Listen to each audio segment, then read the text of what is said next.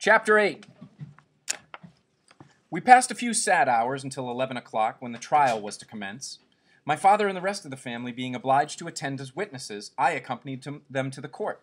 During the whole of this wretched mockery of justice, I suffered living torture. It was to be decided whether the result of my curiosity and lawless devices would cause the death of my fellow beings, one a smiling babe, full of innocence and joy, the other far more dreadfully murdered, with every aggravation of infamy that could make the murder memorable in horror. Justine also was a girl of merit, and possessed qualities which promised to render her life happy. Now all was to be obliterated in an ignominious grave, and I the cause. 1,000 times rather would I have confessed myself guilty of the crime ascribed to Justine, but I was absent when it was committed, and such a declaration would have been considered as the ravings of a madman, and would not have exculpated her who suffered through me. The appearance of Justine was calm. She was dressed in mourning, and her countenance, always engaging, was rendered by the solemnity of her feelings exquisitely beautiful. Yet she appeared confident in innocence, and did not tremble, although gazed on and execrated by thousands. For all the kindness which her beauty might otherwise have excited was obliterated in the minds of the spectators by the imagination of the enormity she was supposed to have committed. She was tranquil, yet her tranquillity was evidently constrained. And as her confusion had before been adduced as a proof of her guilt, she worked up her mind to an appearance of courage. When she entered the court, she threw her eyes round it, and quickly discovered where we were seated. A tear seemed to dim her eye when she saw us, but she quickly recovered herself, and a look of sorrowful affection seemed to attest her utter guiltlessness. The trial began, and after the advocate against her had stated the charge, several witnesses were called. Several strange facts combined against her, which might have staggered anyone who had not had such proof of her innocence as I had. She had been out the whole of the night on which the murder had been committed, and towards morning had been perceived by a market woman not far from the spot where the body of the murdered child had been afterwards found. The woman asked her what she did there, but she looked very strangely, and only returned a confused and unintelligible answer. She returned to the house about 8 o'clock, and when one inquired where she had passed the night, she replied that she had been looking for the child, and demanded earnestly if anything had been heard concerning him. When shown the body, she fell into violent hysterics, and kept her bed for several days. The picture was then produced, which the servant had found in her pocket, and when Elizabeth, in a faltering voice, proved that it was the same which an hour before the child had been missed, she had placed round his neck, a murmur of horror and indignation filled the court. Justine was called on for her defense. As the trial proceeded, her countenance had altered. Surprise, horror, and misery were strongly expressed. Sometimes she struggled with her tears, but when she was desired to plead, she collected her powers, and spoke in an audible, although variable voice. "God knows," she said, "how entirely I am innocent. But I do not pretend that my protestations should acquit me. I rest my innocence on a plain and simple explanation of the facts which have been adduced against me, and I hope the character I have always borne will incline my judges to a favorable interpretation, where any circumstance appears doubtful or suspicious." She then related that, by the permission of Elizabeth, she had passed the evening of the night on which the murder was committed at the house of an aunt at Cheyne, a village situated at about a league from Geneva. On her return, at about 9 o'clock, she met a man who asked her if she had seen anything of the child who was lost. She was alarmed by this account, and passed several hours looking for him, when the gates of Geneva were shut, and she was forced to remain several hours of the night in a barn belonging to a cottage, being unwilling to call up the inhabitants, to whom she was well known. Most of the night she spent here watching. Towards morning, she believed that she slept for a few minutes. Some steps disturbed her, and she awoke. It was dawn, and she quitted her asylum, that she might again endeavor to find my brother. If she had gone near the spot where his body lay, it was without her knowledge.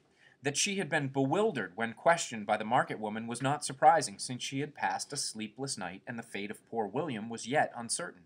Concerning the picture, she could give no account. "I know," continued the unhappy victim, "how heavily and fatally this one circumstance weighs against me, but I have no power of explaining it, and when I have expressed my utter ignorance, I am only left to conjecture concerning the probabilities by which it might have been placed in my pocket. But here also I am checked. I believe I have no enemy on earth, and none surely would have been so wicked as to destroy me wantonly. Did the murderer place it there? I know of no opportunity afforded him for so doing, or if I had, why should he have stolen the jewel to part with it again so soon? I commit my cause to the justice of my judges, yet I see no room for hope. I beg permission to have a few witnesses examined concerning my character, and if their testimony shall not overweigh my supposed guilt, I must be condemned, although I would pledge my salvation on my innocence. Several witnesses were called, who had known her for many years, and they spoke well of her, but fear and hatred of the crime of which they supposed her guilty rendered them timorous and unwilling to come forward. Elizabeth saw even this last resource, her excellent dispositions and irreproachable conduct, about to fail the accused when, although violently agitated, she desired permission to address the court. "I am," said she, "the cousin of the unhappy child who was murdered, or rather his sister, for I was educated by and have lived with his parents ever since and even long before his birth. It may therefore be judged indecent in me to come forward on this occasion, but when I see a fellow creature about to perish through the cowardice of her pretended friends, I wish to be allowed to speak, that I may say what I know of her character. I am well acquainted with the accused. I have lived in the same house with her, at one time for 5, and at another for nearly 2 years. During all that period she appeared to me the most amiable and benevolent of human creatures. She nursed Madame Frankenstein, my aunt, in her last illness, with the greatest affection and care, and afterwards attended her own mother during a tedious illness, in a manner that excited the admiration of all who knew her, after which she again lived in my uncle's house, where she was beloved by all the family. She was warmly attached to the child who is now dead, and acted toward him like a most affectionate mother. For my own part, I do not hesitate to say that, notwithstanding all the evidence produced against her, I believe and rely on her perfect innocence. She had no temptation for such an action. As to the bauble on which the chief proof rests, if she had earnestly desired it, I should have willingly given it to her. So much do I esteem and value her."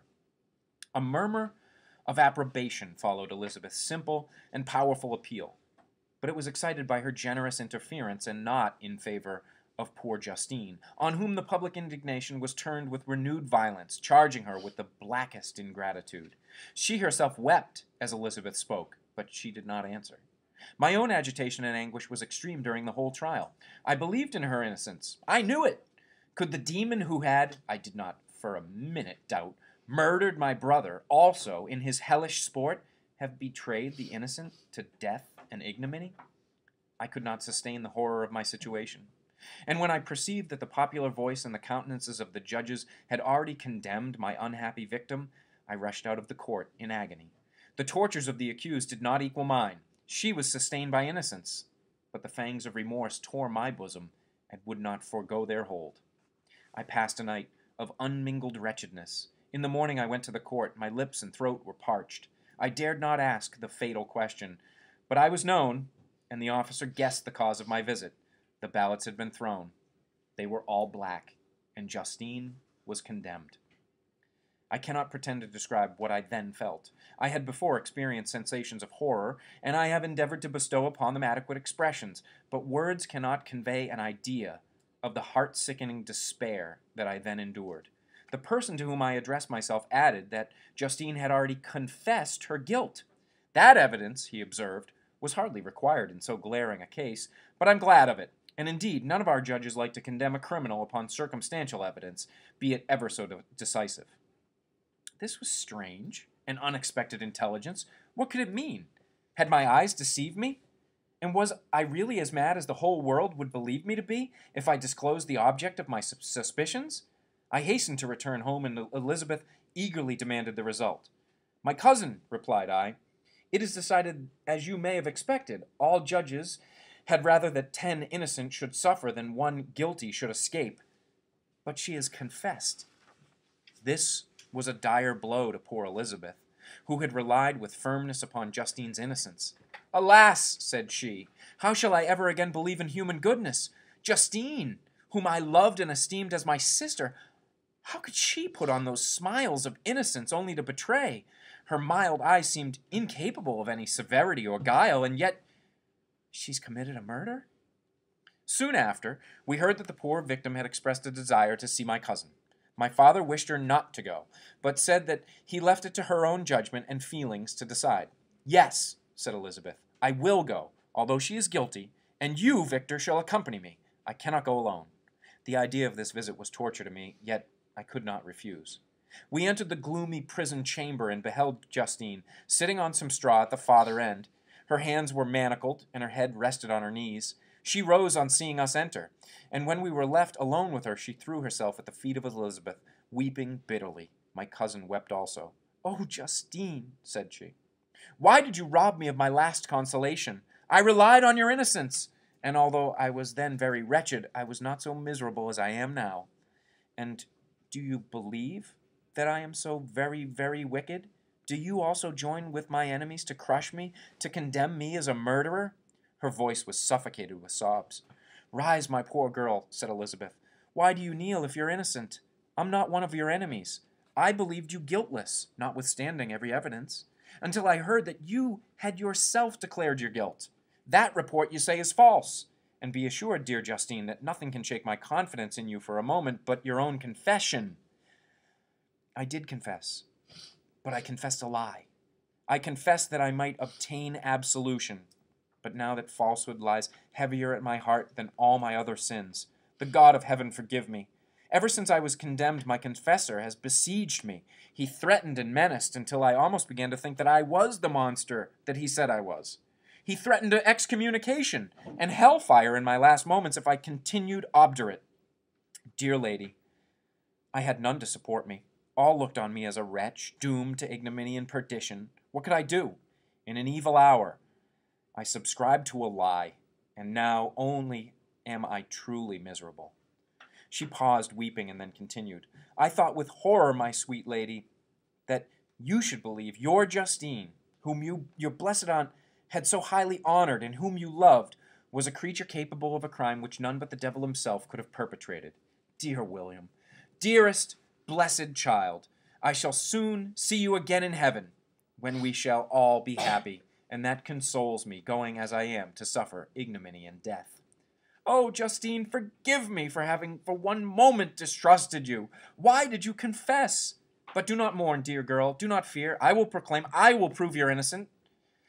I will melt the stony hearts of your enemies by my tears and prayers. You shall not die. You, my playfellow, my companion, my sister, perish on the scaffold? No, no.